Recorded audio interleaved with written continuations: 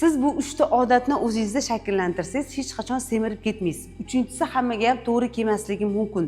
Sababini videoni oxirida tushuntirib o'taman. Demak, birinchisi har kuni 10 ming qadam yurish.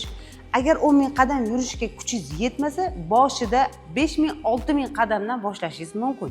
Ikkinchisi yotishdan 2 soat oldin yog'li ovqatlarni yemaslik. 2 soat oldin deyapman. Sizlarga 4 da, 6 da, 7 da ovqatlanib oling deyotganim yo'q. Demak, agar siz 10 da yotadigan bo'lsangiz, soat 8 da ovqatlanib olishingiz mumkin, ya'ni yengil salat yoki suv ovqat ichishingiz mumkin. Uchinchisi har kuni tanamizga kerakli miqdorda suv yetkazib berish va o'sha suvni chiqarishni ta'minlab berishimiz kerak.